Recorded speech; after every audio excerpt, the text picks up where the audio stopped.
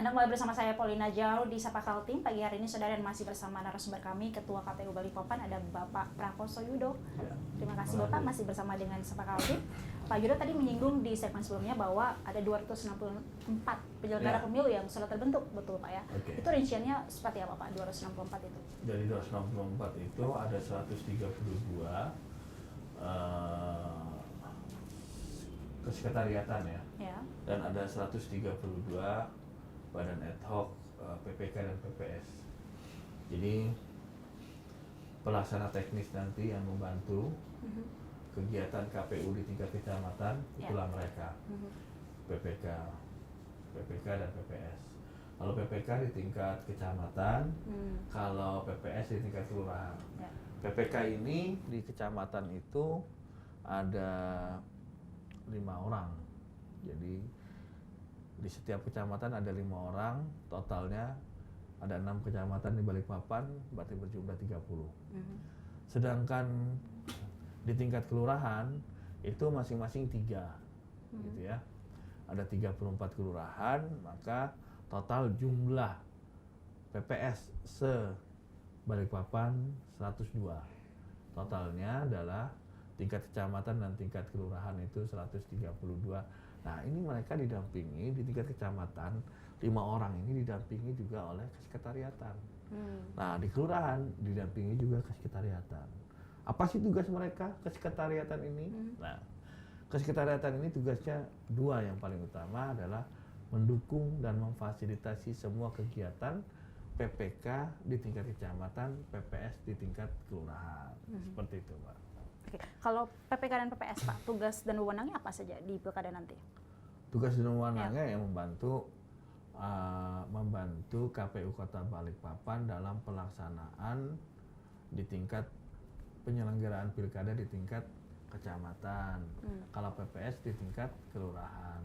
Nanti PPS ini membantu KPU Kota Balikpapan dalam merekrut, salah satu yang paling utama, yang paling besar adalah bagaimana membantu merekrut KPPS kelompok penyelenggara pemungutan suara di tingkat TPS.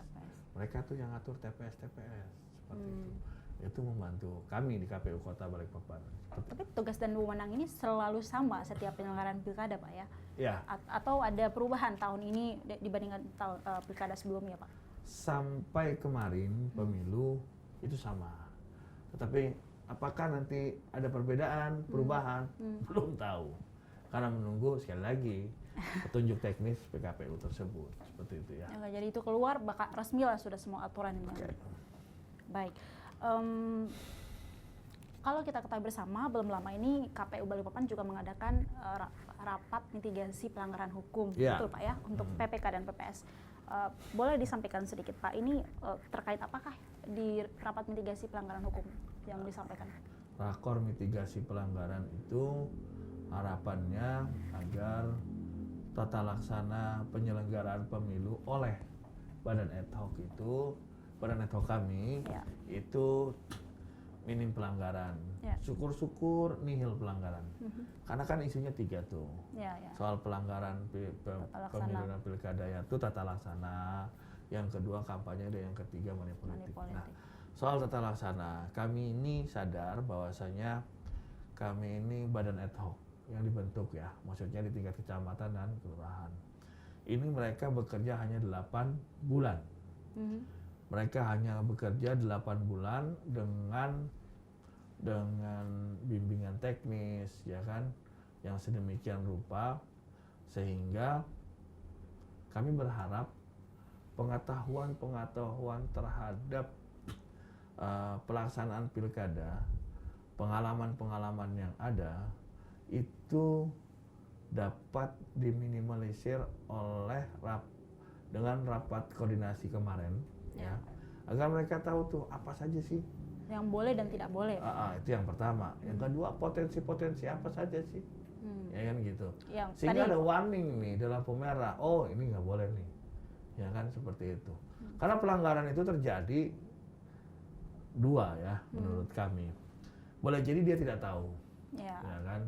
Nah, mereka yang tidak tahu ini maka kita kasih tahu dengan rapat koordinasi dengan Bawaslu, dengan kejaksaan, dengan Kasbangpol kemarin yang hadir itu kan, Ya, betul. dengan kepolisian seperti itu, agar mereka paham tuh, oh ini yang tidak boleh dilakukan pada saat pelaksanaan pilkada, ketika dia menjadi badan ad hoc penyelenggara pemilu di tingkat kecamatan maupun di tingkat kelurahan. Sebagai bekal ya sebelum Ya. mereka benar-benar terjun ke lapangan. Kemudian Pak, kalau dibandingkan dengan pilkada sebelumnya, adakah pelanggaran yang dilakukan oleh badan ad hoc ini? Sampai saat ini nggak ada. Di Balikpapan sama Nggak sekali. ada, sama sekali nggak ada. Sampai saat ini Ya. belum ada.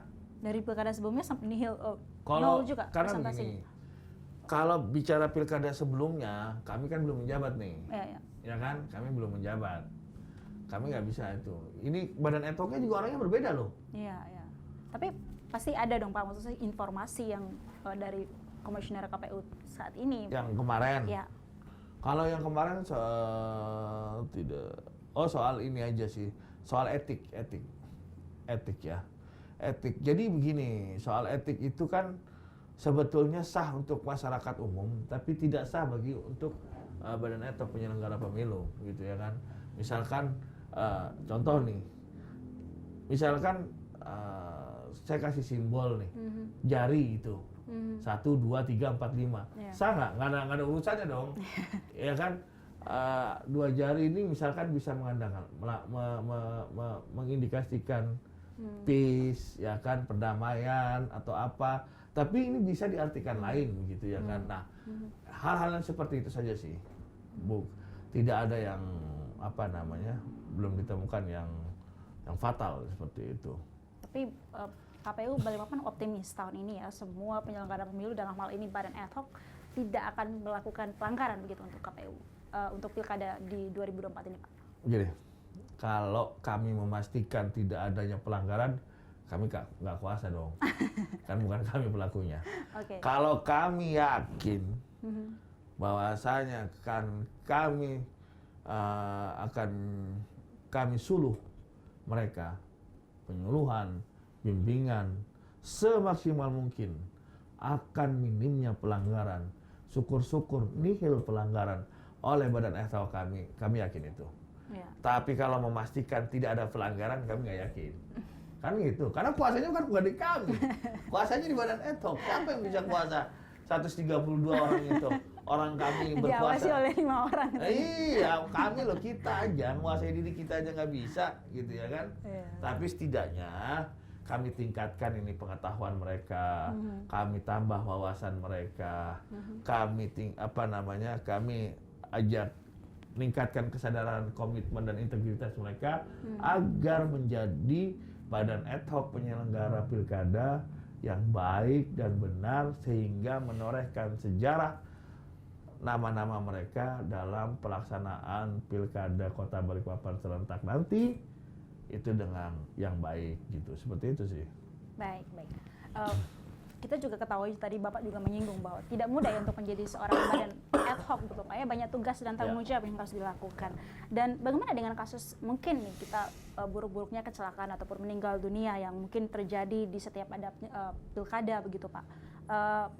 Bagaimana KPU Balikpapan mengantisipasi ini mungkin dengan hal itu terjadi? Apa hak yang akan didapat oleh badan ad hoc ini ke depan? Oke. Yang pertama, kita nggak berharap ada kecelakaan kerja. Tapi kalau itu pun terjadi, kita mengantisipasi dengan BPJS ya. Terus tenaga kerjaan. Yang kedua, kita juga siapkan santunan. Seperti itu. Seperti kita ketahui bersama, salah satu patarlih kami, petugas panitia pemutakhiran data pemilih, kemarin itu kan wafat ya. Di bulan Juli kemarin. Itu karena memang sakit ya, dadakan. Karena untuk menjadi badan ad hoc itu dicek kan kesehatannya. Ya, 3 unsur kesehatan, 1 kolesterol, tekanan darah, sama gula darah. Ya. Setidaknya kita ketahui sejak awal tidak membawa komorbid ya. Nah, rekan kami wafat bulan Juli kemarin. Insya Allah kami siapkan santunan untuk beliau lah, almarhum. Tentu saja diserahkan kepada keluarganya ya, seperti itu. Yang pasti semuanya tersedia ya Pak ya, BPJS Ketenagakerjaan, BPJS Kesehatan, ataupun juga santunan nih. Jika hal-hal yang mungkin terjadi di luar apa yang kita persiapkan gitu. Baik, terakhir Pak Yudo mungkin yang ingin disampaikan ke masyarakat Balikpapan, bagaimana seharusnya masyarakat Balikpapan ini menggunakan hak pilihnya di Pilkada 2024 nanti, mungkin ajakan yang bisa disampaikan, atau mungkin bagi masyarakat yang ingin melapor, adakah media sosial atau website KPU Balikpapan yang mungkin mereka kunjungi begitu Pak? Silakan Pak Yudo. Oke, baik, terima kasih Mbak Paulina. Saya menghimbau, mengajak seluruh masyarakat, mari kita bersama-sama memberikan kontribusi, berpartisipasi dalam kesuksesan Pilkada serentak Kota Balikpapan 2024 nanti. Datang ke TPS, pilihlah gubernur, pasangan calon gubernur, pasangan calon wali kota yang sesuai dengan program kerja dan program-program yang ditawarkan. Bagaimana pilihan kita itu menentukan perkembangan nasib dan arah Kota Balikpapan, juga Provinsi Kalimantan Timur 5 tahun ke depan. Ingat bahwasanya 2045, 20 tahun lagi, Indonesia akan mengalami bonus demografi. Semoga kemajuan Kota Balikpapan dan Provinsi Kalimantan Timur turut serta memberikan kontribusi mewujudkan Indonesia Emas tahun 2045. Harapannya masyarakat turut serta selain berpartisipasi juga mengawasi pelaksanaan pilkada sampai nanti tuntas, selesai ya. Hal-hal yang perlu diinformasikan silakan kami buka informasi. Ada website KPU, ada IG-nya, ada Instagramnya KPU, Facebook juga ada ya Pak ya? Facebook ada juga ya. Nah, kemana? Di setiap kelurahan pasti ada PPS. PPS itu berkantor di kelurahan ya. Kalau PPK berkantor di kecamatan. Nah, bagi Bapak, Ibu, Abang, Kakak, adik, saudara semua, nanti dicek apakah namanya sudah terdaftar sebagai pemilih yang akan memilih nanti pada saat 27 November atau belum. Jika belum terdaftar, maka segera laporkan agar mempunyai hak suara dan dapat diberikan hak suaranya pada tanggal 27 November 2024. Ini untuk mengeceknya kemana nih Pak? Untuk mengecek apakah sudah terdaftar sebagai DPT atau belum nih? Ada di kelurahan, di kecamatan ada, atau secara online juga ada. Oke, di website KPU tadi ya Pak ya? Iya, betul.